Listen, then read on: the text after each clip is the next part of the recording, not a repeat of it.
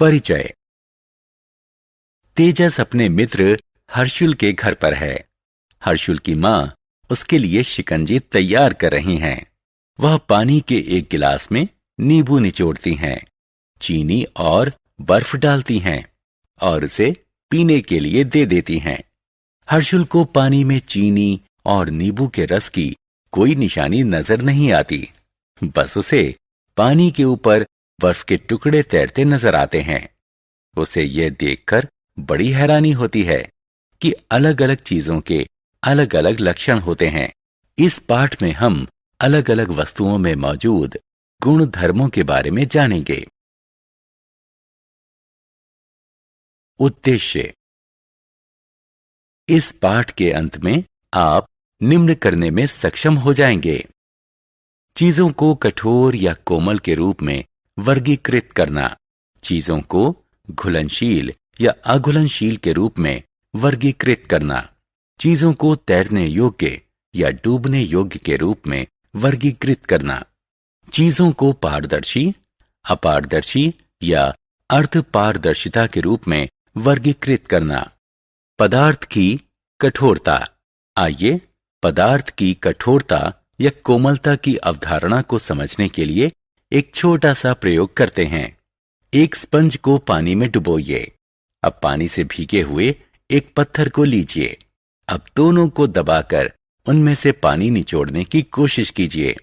आप इन दोनों में से किसको दबा पा रहे हैं? जी हां, स्पंज को। क्या आप पत्थर को निचोड़ पा रहे हैं? आप ऐसा नहीं कर पाएंगे। जिन चीजों को दबाना मुश्किल होता है उन्हें कठोर वस्तु कहा जाता है और जिन चीजों को दबाना आसान होता है उन्हें कोमल चीज कहा जाता है। पानी में पदार्थ की घुलनशीलता। पायल का भाई एक फुटबॉल मैच के बाद घर लौटा है। वो पसीने में तरबतर है। उसकी माँ एक गिलास पानी लेती है, उसमें एक चम्मच ग्लूकोज मिलाती है और उसे फौरन ऊर्जा देने के लिए ये पानी पीने को देती है। पायल का ध्यान एक बात की तरफ जाता है कि ग्लूकोज पानी में तुरंत ही घुल जाता है। वह कुछ और चीजों के साथ भी ऐसा ही प्रयोग करने के बारे में सोचती है। उसे पता चलता है कि नमक और चीनी जैसी कुछ चीजें पानी में आसानी से घुल जाती हैं। उसने ये भी देखा कि कुछ चीजें पानी में नहीं घुलती हैं, जैसे कि नारियल का तेल, सरसों का तेल, पत्थर और कंचे वगैरह। जो पदार्थ पानी में आसानी से घुल जाते हैं उन्हें घुलनशील पदार्थ कहा जाता है। जो पदार्थ पानी में नहीं घुलते हैं उन्हें अघुलनशील पदार्थ कहा जाता है। कुछ गैसें भी पानी में घुल जाती हैं, जैसे कि ऑक्सीजन। पानी में घुली हुई ऑक्सीजन पानी में रहने वाले जानवरों को जिंदा रहने में मदद करती है।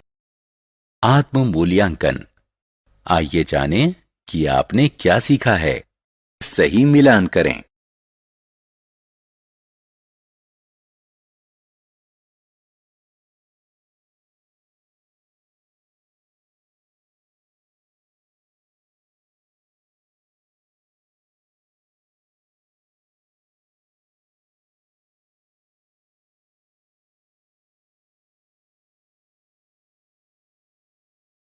पदार्थ की तैरने की योग्यता। बहुत तेज बारिश हुई है और प्राची के घर के सामने पानी से भरा एक बड़ा सा गड्ढा बन गया है। वो बहुत रोमांचित है। वो पहले उसमें एक पत्थर फेंकती है। पत्थर इस गड्ढे में गायब हो जाता है। फिर वो एक पत्ती फेंकती है, लेकिन ये तैरने लगती है। आप इसकी वजह जानते हैं? जी हां, पत्थर इसलिए डूब जाता है क्योंकि ये भारी है। पत्ती इसलिए तैरती रहती है क्योंकि ये हल्की है। इसलिए चीजों को पानी में उनकी तैरने की योग्यता के आधार पर बांटा जा सकता है। पदार्थ की पारदर्शिता। आशीष के पिता उसे एक दिन एक आइसक्रीम की दुकान में ले गए। उन्होंने आशीष से एक फ्लेवर चुनने को कहा। आशीष ने सोचा कि पहले आइसक्रीम पर एक नजर डाली जाए। आइसक्रीम को एक रेफ्रिजरेटर में रखा गया था, जिसके ऊपर शीशा लगा था। आशीष काउंटर पर मौजूद व्यक्ति की मदद के बिना ही बड़ी आसानी से कोई फ्लेवर चुन सकता था। क्या आप बता सकते हैं क्यों? ऐसा इसलिए क्योंकि रेफ्रिजरेटर के ऊपरी हिस्से में शीशा लगा था और शीशा पारदर्शी होता है। इसलिए आशीष इस दुकान में उपलब्ध सभी फ्लेवरों को देखकर कोई आइसक्रीम चुन सकता था। कोई पारदर्शी चीज एक ऐसी चीज होती है जिसमें से प्रकाश गुजर सकता है। इसका मतलब यह हुआ कि यह प्रकाश को सोखती तो है, लेकिन इसे बहुत कम परावर्तित करती है। इसके परिणाम स्वरूप यह स्पष्ट लगता है और इसमें से चीजों को देखा जा सकता है। पारदर्शी चीजों के अन्य उदाहरणों में पानी, हवा और प्लास्टिक आदि शामिल हैं। पदार्थ की अपारदर्शिता।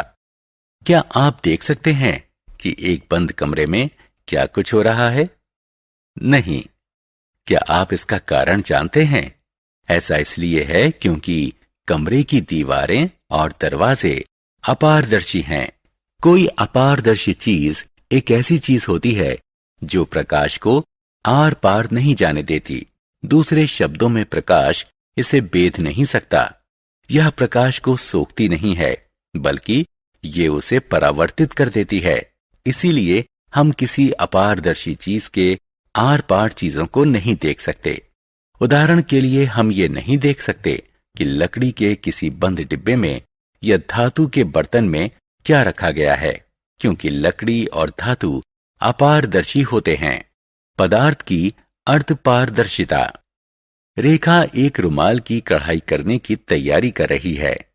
उसने एक किताब में एक डिजाइन देखा है। वह रुमाल पर इसी डिजाइन को बनाना चाहती है।